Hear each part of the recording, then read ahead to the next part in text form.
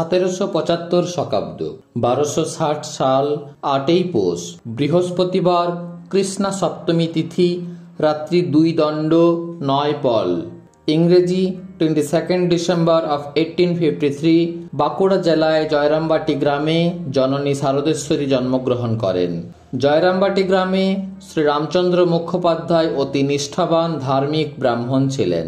মা তাহারই তনয়া রূপে ধরণীকে কৃতার্থ করিতে অবতীর্ণা হইয়াছিলেন। 1266 সালে শ্রী শ্রী মার বয়স যখন মাত্র 6 বৎসর তখন যুগাবতার শ্রী শ্রী রামকৃষ্ণের সহিত তাহার শুভ পরিণয় হয়। ইহার প্রায় 7 বৎসর পরে তিনি শ্বশুরালয় কামারপুকুরে প্রথম আসেন। এই যে বিবাহ, ইহা একটি আশ্চর্য পরিণয়। শোনা যায় বিবাহের পূর্বেই রমণীগণের বনভোজনস্থলে ঠাকুর ও মা যখন নিজ নিজ জননীর সঙ্গে বনভোজনে আসিয়াছিলেন তখন তাহাদের প্রথম সাক্ষাৎ হইয়াছিল। ইহার পর যখন ঠাকুরের নানা স্থানে বিবাহ সম্বন্ধ হইতেছিল তখন কন্যা যে নির্দিষ্ট হইয়াই আছেন একথা ঠাকুর স্পষ্টই জানাইয়াছিলেন এবং জয়রামবাটি গ্রামের সেই 6 বৎসরের কুমারীটি তাহার মনোনীতা ও নিরূপিতা বলিয়া প্রকাশ করিয়াছিলেন। কিন্তু বিবাহের পর সেই মনোনীতা পত্নীর জন্য তাহার বিশেষ আগ্রহ দেখা যায় নাই। প্রায় 7 বৎসর পরে 1273 সালে মা কামারপুকুরে প্রথম আসেন। নিতান্ত অল্প বয়স বলিয়া এতদিন তাহাকে আনা হয় নাই। ইহার 5 বৎসর পরে 1278 সালে ফাল্গুন মাসে মা দক্ষিণেশ্বরে প্রথম আসেন। দক্ষিণেশ্বরে মা নহবতে থাকিতেন। অতি প্রত্যুষে কেহ উঠিবার পূর্বেই তাহার স্নান প্রভৃতি হইয়া যাইত। মন্দিরে কর্মচারী অনেক, অতিথি ও সাধু সন্ন্যাসীর সমাগম যথেষ্ট, কিন্তু কেহই তাহার ছায়াটি পর্যন্ত দেখিতে পাইত না। ঠাকুর সর্বদাই ভাবে মগ্ন রহিতেন, আর সেই ভাবাবেশেই তাহাকে যা কিছু সম্ভাষণ করিতেন তাহাতেই মায়ের আনন্দের সীমা থাকিত না। যতটুকু স্বামীর সেবাকার্যের ভার পাইতেন তাহাই তাহাকে পরিতৃপ্ত রাখিত এবং সেই তৃপ্তিতেই তিনি পরমানন্দিতা রহিতেন। ইহার পর 1280 সালে জ্যৈষ্ঠ মাসে ফলহারী কালীপূজার দিন রাত্রে ঠাকুর মাকে ষোড়শী পূজা করেন এবং তাহাদের অপূর্ব দাম্পত্য সম্বন্ধের এইটি সম্পূর্ণ পরিচয়। আগেই বলিয়াছি, এই বিবাহ একটি আশ্চর্য পরিণয়। ভাবুকের মনে ইহাতেই হরগৌরীর দাম্পত্য মাধুর্য চিত্র জাগরিত হয়। সম্পূর্ণ কামগন্ধহীন একান্ত প্রীতিপূর্ণ এই যে দাম্পত্য প্রেম, জগৎ সংসারে ইহার অনুরূপ কোথাও খুঁজিয়া পাওয়া সম্ভব নয়। অথচ ইহা এমন সহজ সরল ভাবপূর্ণ যে বিন্দুমাত্র অস্বাভাবিকতা তাহাতে নাই। একবার মা পদব্রজে দক্ষিণেশ্বরে আসিতেছেন, তখন পথ হারাইয়া পথে বিপন্না হইয়া দস্যুর ন্যায় বলিষ্ঠ ও ভীষণ আকৃতির এক অপরিচিত ব্যক্তি তাহার স্ত্রীর দেখা পাইয়া তৎক্ষণাৎ তাহাকে পিতৃ সম্বোধন করিয়া বলিতেছেন, বাবা, আমি পথ হারিয়েছি, তোমার জামাই দক্ষিণেশ্বরে থাকেন, সেখানেই আমি যাচ্ছি। এই তোমার জামাই কথাটিতে মায়ের সরল ও প্রীতিপূর্ণ মনের ভাবটি কি সুন্দরভাবেই প্রকাশ পাইয়াছে। ঠাকুরের সেবার প্রত্যেক খুঁটিনাটি কাজে মায়ের কত আনন্দ। সব সময়ই নিতান্ত লজ্জাশীলা কুলবধূর ন্যায় অতি মৃদু আচরণ, যেন হীর শোভন গুণ্ঠনে মা সর্বদাই গুণ্ঠিতা। অথচ সংকোচহীন সহজ ভাব। পথ ভুলিয়া জনশূন্য মাঠে বলিষ্ঠ ভীষণাকৃতি অপরিচিতের সঙ্গে সাক্ষাতে মা যেভাবে অতি সহজে বাবা, আমি পথ হারিয়েছি এবং তোমার জামাই দক্ষিণেশ্বরে থাকেন বলিয়া তাহাকে এক কথাতেই পরমাত্মীয় করিয়া লইয়াছিলেন, অতি সাহসিকা কোনো বয়োধিকাও তাহা পারেন কিনা সন্দেহ। অথচ মা নিতান্ত সরলা গ্রাম্য মেয়ে মাত্র। আমি সন্দর্শনের আশায় অতিমাত্র আনন্দিতা হইয়া পথ চলিতেছেন। তাহার অনভ্যস্ত পথক্লেশে তাহাকে ক্লিষ্ঠা করিতে পারিতেছে না। কোনো আশঙ্কায় তাহার মনে উদ্বেগের ছায়াপাত করিতে পারিতেছে না। আবার সকলের উপরেই তাহার আত্মীয় ভাব, এবং সে আত্মীয় ভাব প্রভাব অতিক্রম করিবার মতো শক্তি কাহারও আছে কিনা সন্দেহ। মা সরলা, মা গ্রাম্য কুমারী, লেখাপড়াও শিখেন নাই। কত সময়ে মা যেন জগৎ সংসারে কিছুই বোঝেন না। তাহার সরলতায় এমনই মনে হইতে পারে, কিন্তু সেই সরলতার ভিতর গভীর বুদ্ধিমত্তা অঙ্গাঙ্গীভাবে সন্নিবেশিত। পূজ্যপাদ স্বামী শারদানন্দ প্রণীত লীলা প্রসঙ্গ হইতে একটি স্থান মাত্র এখানে উদ্ধৃত করিলাম। দক্ষিণেশ্বরে একদিন দিনের বেলায় আমাদের পরমারাধ্যা শ্রী শ্রী মাতা ঠাকুরানীকে পান সাজিতে ও তাহার বিছানা ঝাড়িয়া ঘরটা ঝাটপাট দিতে পরিষ্কার করিয়া রাখিতে বলিয়া ঠাকুর কালীঘরে শ্রী জগন্মাতাকে দর্শন করিতে যাইলেন। ক্ষিপ্রহস্তে ওই সকল কাজ প্রায় শেষ করিয়াছেন। এমন সময় ঠাকুর মন্দির হইতে ফিরিলেন, একেবারে যেন পুরাদস্তুর মাতাল, চক্ষু রক্তবর্ণ, হেথায় পা ফেলিতে হোথায় পড়িতেছে, কথা এড়াইয়া অস্পষ্ট অব্যক্ত হইয়া গিয়াছে। ঘরের ভিতর প্রবেশ করিয়া ওইভাবে টলিতে টলিতে একেবারে শ্রী শ্রী মার নিকট উপস্থিত হইলেন। শ্রী মা তখন একেবারে গৃহকার্য করিতেছেন। ঠাকুর যে তাহার নিকট ওইভাবে আসিতেছেন তাহা জানিতেও পারেন নাই।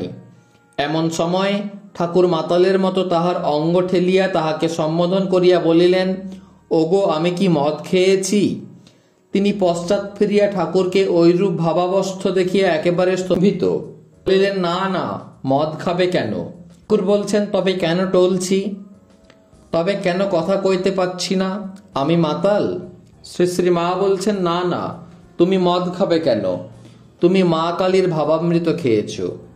ঠাকুর, ঠিক বলেছ বলিয়া আনন্দ প্রকাশ করিতে লাগিলেন। অন্যত্র আবার ঠাকুর যখন পানিহাটিতে যাইবেন, মাও সঙ্গে যাইতে চাহেন কিনা জিজ্ঞাসা করিলেন। মায়ের সঙ্গিনীরা যাইতে চাহিলেও মা যাইতে চাহিলেন না। ঠাকুর তাহাতে আনন্দিত হইয়া বলিলেন, ও খুব বুদ্ধিমতী, যেতে চাইল না। গেলে পরে লোকে বলতো হংসহংসী একত্রে এসেছে। মা কেন যাইতে চাহিলেন না সে সম্বন্ধে তিনি নিজেই বলিয়াছেন। উনি আমি যাইব কিনা জিজ্ঞাসা করিলেন, কিন্তু আমার সঙ্গে যেতে হবে এ কথা তো বলিলেন না। ইহাতেই আমার মনে হলো না যাওয়াই ভালো। ঠাকুরের সহিত শ্রী শ্রী মার সরল ভাবের বিষয়ে অতিশয় সৌসাদৃশ্য দেখা যায়। ঠাকুর যেমন গলার ব্যথা কিসে সারে ইহাকে তাহাকে জিজ্ঞাসা করিতেছেন, মাও সেইরূপ অসুখের সময় কি অসুখ হলো বাপু, এ কি আর সারবে না মা? আমায় যে বিছানায় পেড়ে ফেললে, কি করি বলো দেখি, ইত্যাদি বলিতেছেন। আবার শশধর তর্কচূড়ামণি অসুস্থ স্থানে মানসিক শক্তি প্রয়োগ করিয়া অসুখ সারাইবার কথা বলিতেই ঠাকুর যেমন পণ্ডিত হয়ে ও কি কথা বলো গো, যে মন সচ্চিদানন্দকে দিয়েছি তা কি আবার ফিরিয়ে এনে হাড় মাসের খাঁচায় দেওয়া যায়, দৃঢ়ভাবে এই উত্তর দিয়াছেন। মাও তেমনি যদি কেহ অনুনয় করিয়া প্রার্থনা করিয়াছেন, তিনি একবার বলুন অসুখ সেরে যাবে, তাহলে নিশ্চয়ই অসুখ সেরে যাবে। তাহলে তা কি বলতে পারি? মা ঠাকুর যা করেন তাই তো হবে, আমি আর কি বলবো? ইহা ভিন্ন অন্য উত্তর পাওয়া যায় নাই। যদি কেহ জেদ করিয়া বলিয়াছে, আপনি একবার মুখে বলুন, তাহলে নিশ্চয়ই অসুখ সেরে যাবে, তাহা হইলেও আমি কি তা বলতে পারি? ঠাকুর যা করেন তাই হবে। তাহার এই একই উত্তর ছিল। তাহার ভালোবাসা ক্ষণে ক্ষণে তাহাকে নব নব ভাবে বিভাবিত করিত। একজনের একটিমাত্র সন্তান সন্ন্যাসী হইয়া গিয়াছে। তিনি মায়ের নিকট আসিয়া নিজের মনের তাপ জানাইতে গিয়া অশ্রু বর্ষণ করিতেছেন। শ্রী শ্রী মারও চোখে জল। মা বলিতেছেন, আহা, তাই তো, একটিমাত্র সন্তান, প্রাণের ধন, এমন করে সন্ন্যাসী হয়ে গেলে মা কি করে প্রাণ ধরে বলো দেখি? আর অপর একদিন একজন যখন তাহার দুইটি সন্তানই সন্ন্যাসী হইবার জন্য ব্রহ্মচর্য লইয়াছে, ইহা জননীর কাছে জানাইয়া বলিতেছেন, মা, সন্তানের কল্যাণ হয় সেইটিই মায়ের কামনা। কি আছে সংসারে? ছেলে যদি পরম কল্যাণের পথে যায়, তার চেয়ে আনন্দের বিষয় কি আছে? মা তখন সহজে বলিতেছেন, ঠিক বলেছ মা, পরম কল্যাণের পথে যদি ছেলে যায়, তার চেয়ে আনন্দ কি হতে পারে? এই যে বিভিন্ন স্থানে মায়ের বিভিন্ন ভাবের উক্তি, উভয়ই তাহার আন্তরিক। একটিতে তিনি সন্তানহারা মায়ের দুঃখের সম অংশিনী, আবার অপরটিতে মা যে সন্তানের প্রকৃত কল্যাণের বিষয় বুঝিয়াছেন, ইহা দেখিয়া পরমানন্দিতা। জননীর অনেক কন্যাই মনে করেন, মা আমাকে অতিশয় ভালোবাসেন, কখনো আমাকে ভুলেন না। অযোগ্যা এই দীনা লেখিকাও তাহাদের মধ্যে একজন। মা অতি নিকটেই থাকিতেন, দর্শনের জন্য ইচ্ছাও যে প্রবল হইত না এমন নহে, কিন্তু সংকোচ সবসময় বাধা দিত। তথাপি যখনই যতদিন পরেই মায়ের দর্শন পাইয়াছি, তখনই মনে প্রাণে অনুভব করিয়াছি মা আমাকে একবারও ভুলেন নাই। সেই অপার স্নেহময়ী জননী যেমন তাহার পিতৃহীনা দুঃখিনী স্নেহপাত্রী রাধুর সকল অত্যাচার অম্লান মুখে সহ্য করিয়াছেন, সেইরূপ তাহার সকল সন্তানেরই অত্যাচার হাসি মুখে সহ্য করিয়াছেন। জয়রামবাটিতে ইদানিং ম্যালেরিয়ায় ভুগিয়া তাহার শরীর অত্যন্ত দুর্বল হইয়া পড়িয়াছিল। সে সময় হয়তো মধ্যাহ্নে বিশ্রাম করিতেছেন। এমন সময় বহুদূর হইতে দর্শন প্রার্থী পথশ্রান্ত ভক্ত আসিয়া উপস্থিত হইলেন। জননী তখনই তাহার পরিচর্যার প্রয়োজনের জন্য বিশ্রাম ত্যাগ করিয়াছেন। তাহাদের শত জনের শত আবদার, কেহ বা মায়ের হাতের অন্ন গ্রহণ না করিয়া জল গ্রহণ করিবেন না, এই সংকল্প করিয়াছেন। মা তখনই রন্ধনশালায় প্রবেশ করিলেন। কেহ বা ধূলি পায়ে মায়ের চরণ পূজা করিয়া পরে প্রসাদান্ন গ্রহণ করিবেন বলিয়া আবদার ধরিয়াছেন। স্নেহময়ী সন্তানের সে আবদারও পূরণ করিতেছেন। শত অবুঝ সন্তানের মায়ের উপরে শত দাবি। সহিষ্ণুতার প্রতিমূর্তি করুণাময়ী জননী সকল প্রকারেই স্নেহসুধায় তাহাকে শান্ত করিতেছেন। মায়ের এই ছবি প্রত্যেকেই প্রত্যক্ষ করিয়াছেন, কিন্তু আবার অনুরূপ দৃঢ়তারও অভাব ছিল না। তাহার অসুস্থ অবস্থায় একদিন একজন গৈরিক বস্ত্র পরিহিতা মহিলা তাহার চরণ দর্শন করিতে আসিয়াছিলেন। তিনি মায়ের নিকট দীক্ষা লইবার জন্য অতিশয় ব্যাকুল হইয়া আসিয়াছেন। মা তখন খাটের উপর শুইয়াছিলেন। তিনি যেমন পদধূলি লইবার জন্য অগ্রসর হইয়াছেন, মা যেন সন্ত্রস্তা হইয়া বলিলেন, করো কি, পায়ে হাত দিও না। গৈরিক ধারিণী সন্ন্যাসিনী তুমি, পায়ে হাত দিয়ে কেন আমাকে অপরাধী করো? মেয়েটি নিতান্ত দুঃখিতা হইয়া উত্তর করিলেন, অনেক আশা করে যে আপনার কাছে এসেছি, আপনি আমায় দীক্ষা দেবেন বলে। মা বলিলেন, ব্যস্ত হলে কি কিছু হয় মা? সময় হলে নিজেই হবে। দীক্ষা কি তোমার হয়নি? গেরুয়া কে দিয়েছে? যার কাছে সাধন পেয়েছ, নিষ্ঠা করে তাকেই ধরে থাকো, সময়ে হবে। মেয়েটি অবশেষে বলিলেন, গেরুয়া কেহ দেন নাই, আমি নিজেই ধারণ করেছি। আর যে সাধন প্রণালী পেয়েছি তাতে মনে শান্তি পাচ্ছি না। মা তখন বলিলেন, আজ আমি বড় অসুস্থ, তোমার সঙ্গে কথাবার্তা বলতে পারলুম না বলে মনে দুঃখ করো না। কিন্তু মা, এটি মনে রেখো, গেরুয়া পরা খুব সহজ নয়। এই যে আশ্রমের ত্যাগী ছেলেরা ঠাকুরের জন্য সব ছেড়ে এসেছে, এরাই গেরুয়া পরার অধিকারী। গেরুয়া পরা কি যার তার কাজ? এইসব বলিয়া মিষ্টি কথায় তাহাকে বিদায় দিলেন, কিন্তু মা তাহাকে পায়ের ধুলা নিতে দিলেন না। মা অসুস্থ থাকিতেই তাহার জন্মতিথির দিন আসিল। সেদিন তাহার চরণ পূজা করিতে বহু ভক্তের সমাবেশ হইয়াছে। মা তখন খুব দুর্বল, বারবার জ্বর হইতেছিল। মা পালঙ্কে অবগুণ্ঠিতা হইয়া বসিয়া আছেন। শত শত ভক্ত চরণ পূজা করিতে আসিতেছেন। মা সস্নেহে সকলের পূজা গ্রহণ করিতেছেন। তরা সত্ত্বেও পূজায় বহু সময় লাগিল, কিন্তু মা সমভাবেই প্রসন্নময়ী রূপে সন্তানদের অর্চনা গ্রহণ করিতেছেন। এই দৃশ্যটি আজও মনে অঙ্কিত রহিয়াছে।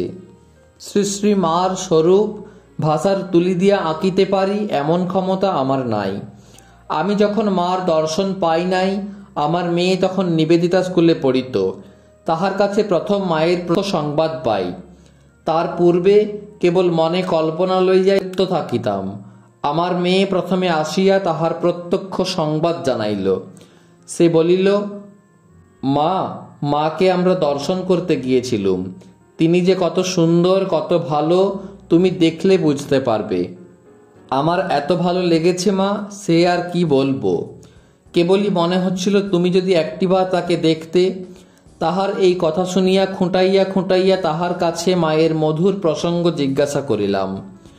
সেও আনন্দের সহিত বলিল, কেমন তিনি খাইতে বসিয়া হাসিতে হাসিতে বালিকাদের সম্ভাষণ করিতেছিলেন। অল্পাহারের জন্য গোলাপ মার কাছে তিরস্কৃতা হইয়া তাহার দিকে চাহিয়া হাসিতেছিলেন। সকলকে তাহার প্রসাদ কত স্নেহের সঙ্গে হাতে হাতে ভাগ করিয়া দিতেছিলেন।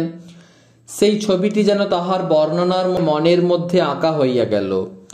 সেই দিন হইতে তাহার কাছে মায়ের কথা প্রত্যহ শুনিতে পাইতাম, আর মনে অভিমান প্রবল হইয়া উঠিত। কেবল মনে হইত, সবাইকে আপন করে নিয়ে আমায় কেন এত দূরে রেখেছেন। অবশেষে একদিন বাঁধ ভাঙিয়া গেল, মায়ের দর্শন পাইলাম। আজ তিনি দুর্লভ, তিনি ধ্যানগম্য। 1327 সালের চৌঠা শ্রাবণ রাত্রি 1:30 সময় চিন্ময়ী জননী মৃন্ময় ঘট ভাঙিয়া দিয়াছেন। জড়দৃষ্টি আজ তাহার দর্শনের অধিকার হারাইয়াছে, কিন্তু জগৎ তাহার পাদস্পর্শে পবিত্র হইয়া কি সম্পত্তি লাভ করিয়াছে, তাহাই অনুভব করিবার আজ সময় আসিয়াছে।